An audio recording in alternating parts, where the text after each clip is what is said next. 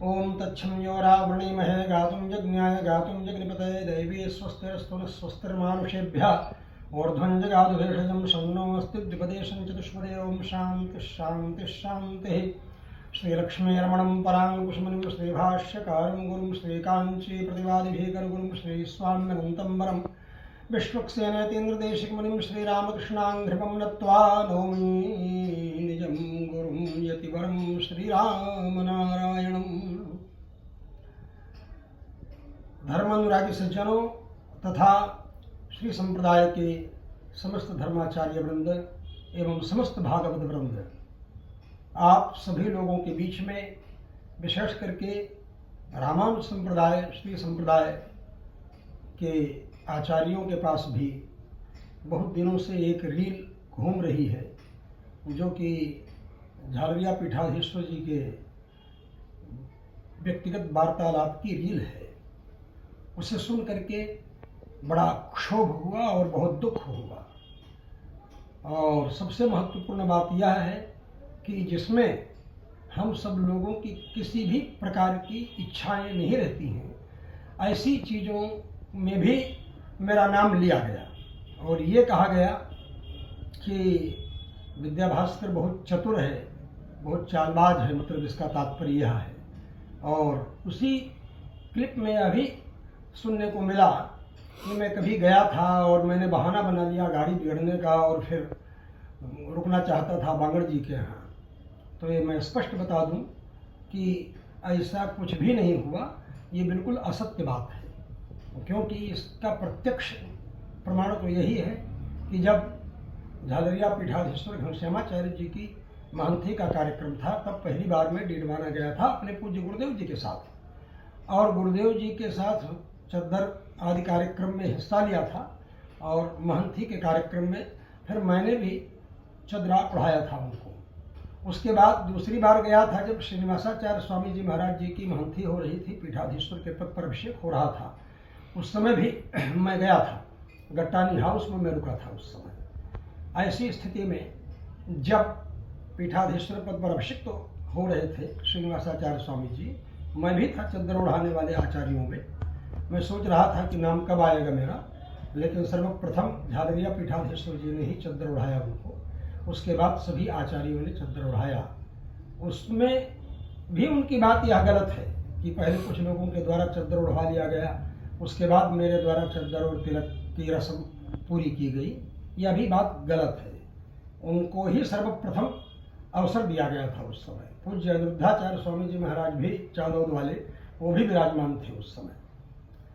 ऐसा नहीं करना चाहिए। एक धर्माचार्य का स्वरूप यह नहीं है कि वह यह कहे कि हमारी दुकानदारी हम नहीं बिगड़ने देंगे। दुकानदारी क्या है आखिर? हम बिजनेस कर रहे हैं या व्यापार कर रहे हैं? हम तो धर्म जी रहे हैं और धर्म का प्रचार कर रहे हैं। धर्माचार्य का यही स्वरूप है। यदि आप इसको दुकानदारी समझते हैं तो धर्माचार्य शब्द ही आपके लिए ठीक नहीं है, तो दुकानदार शब्द ही प्रयोग किया जा सकता है। जैसा कि आप कह रहे हैं कि मैं अपनी दुकानदारी कैसे बिगड़ने दे सकता हूँ, वो सब आपकी बातें हैं। लेकिन जो व्यक्ति परम पद हो चुका है, परम धाम जा चुका है, ऐसे हमारे मित्र नागौरिया पीठाधीश्वर पूज्य जगत गुरु रामानुजाचार्य स्वामी श्रीनिवासाचार्य जी महाराज, मृत्यु के 3 महीने पहले हमारी उनकी बातचीत हुई और समाचार पूछा स्वास्थ्य का। सेडम में कथा के बाद जब बीमार हुई थी, उसके बाद फिर हमने उनसे कहा कि आप इन औषधियों का सेवन करें। लिख करके मैंने भेजा उनको, टाइप करके मैसेज। फिर 2 महीने बाद मैंने सोचा अच्छा रिजल्ट आ गया होगा, तो मैं दोबारा फ़ोन किया जब तिरुपति में था उस समय। तो मैंने कहा कि कैसा स्वास्थ्य है मित्रवर आपका? तो उन्होंने कहा ऐसा है कि स्वामी जी अब अंतस्सार नहीं रह गया है शरीर में। इस तरह उन्होंने हमसे अपनी बात बताई। तो शरीरगत अंतस्सार नहीं रह गया है, इस तरह उन्होंने कहा। फिर मेरे भी मन में आया कि बताओ क्या कहें, आखिर ऐसी स्थिति क्या है। सुहृद लोगों की बात पर गंभीरतापूर्वक विचार नहीं करते हैं जाने वाले लोग। कहीं इस तरह का अरिष्ट लक्षण तो नहीं है श्रीनिवासाचार्य स्वामी में। और उसके बाद हमने कहा नहीं, अभी भी एक बार आप औषधि का प्रयोग करना प्रारंभ करें।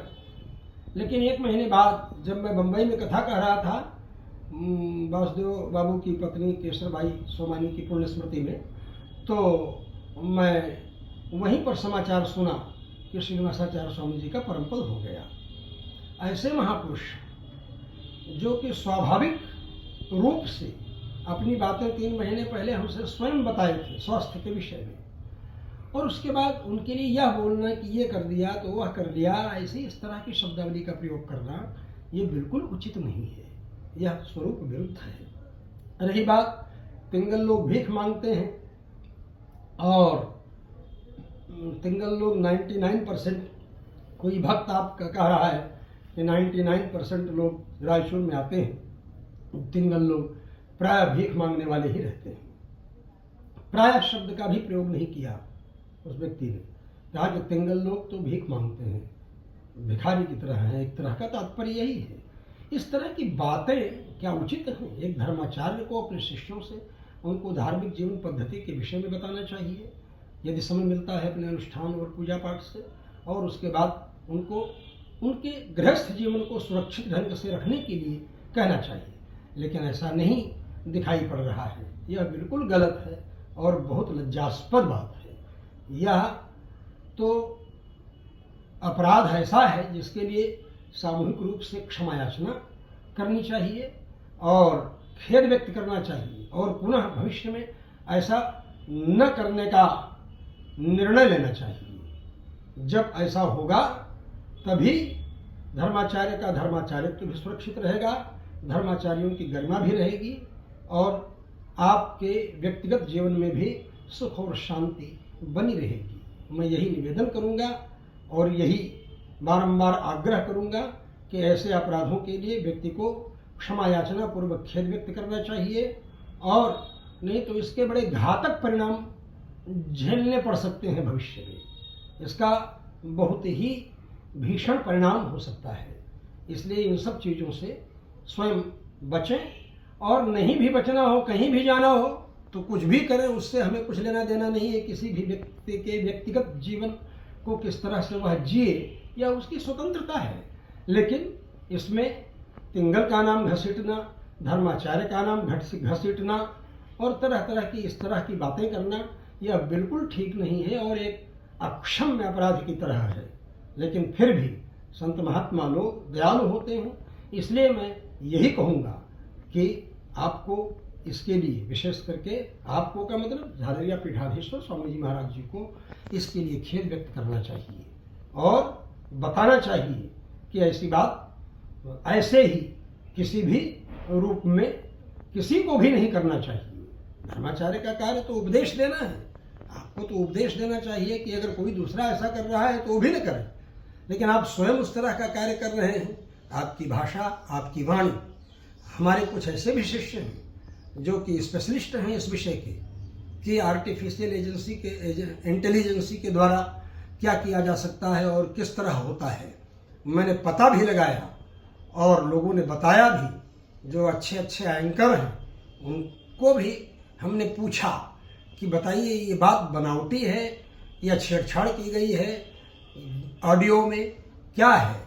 उन लोगों ने कहा नहीं स्वामी जी, मैंने जांच करके देखा है, परख करके देखा है कि इसमें किसी भी प्रकार की बनावटी बात नहीं दिखाई पड़ रही है, ये बिल्कुल ओरिजिनल ऑडियो है, जैसी की तैसी आई हुई है।